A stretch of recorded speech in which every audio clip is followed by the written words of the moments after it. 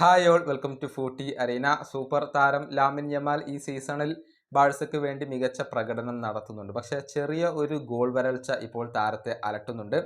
അതായത് ലാലിഗയിൽ അദ്ദേഹം ഗോൾ അടിച്ചിട്ട് ഇപ്പോൾ ഏകദേശം 4 മാസങ്ങൾ പിന്നിട്ട് കഴിഞ്ഞിട്ടുണ്ട്. കൃത്യമായി പറഞ്ഞാൽ റയലിനെതിരെയുള്ള എൽ ക്ലാസിക്കോ മത്സരത്തിൽ ഗോൾ അടിച്ചതിന് ശേഷം ഇതുവരെ ഗോൾ നേടാൻ അദ്ദേഹത്തിന് കഴിഞ്ഞിട്ടില്ല എന്നുള്ളതാണ് വസ്തുത.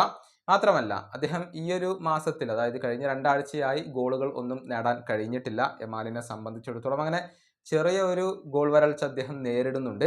ഇതേക്കുറിച്ച് യമാൽ സംസാരിച്ചിട്ടുണ്ട്. അതായത് ചിലപ്പോൾ ഇങ്ങനെയൊക്കെ സംഭവിക്കും എന്നാണ് അദ്ദേഹം പറഞ്ഞിട്ടുള്ളത്. ഉദാഹരണമായിക്കൊണ്ട് വിനീഷ്യസ് ജൂനിയറെ അദ്ദേഹം ചൂണ്ടിക്കാണിക്കുകയും ചെയ്തിട്ടുണ്ട്. അതായത് വിനീഷ്യസ് ലാലിഗയിൽ ഗോൾ അടിച്ചിട്ട് ഇപ്പോൾ ഏകദേശം 3 മാസത്തോളം പിന്നിട്ട് കഴിഞ്ഞു. ചെറിയ ഒരു ഗോൾ വരൾച്ച വിനീഷ്യസിനും ഏൽക്കേണ്ടി വരുന്നുണ്ട് എന്നുള്ളതാണ്.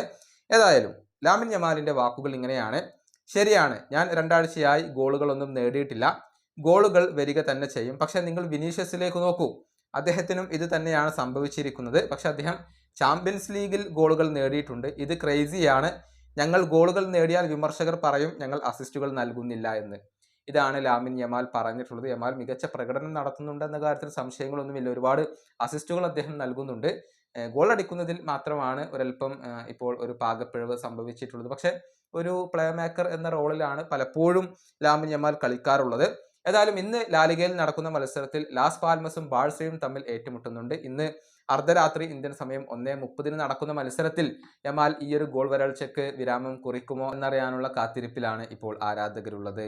ഈ വീഡിയോയുടെ അവസാനിപ്പിക്കുന്നു. അടുത്ത വീഡിയോയുമായി വീണ്ടും കാണാം.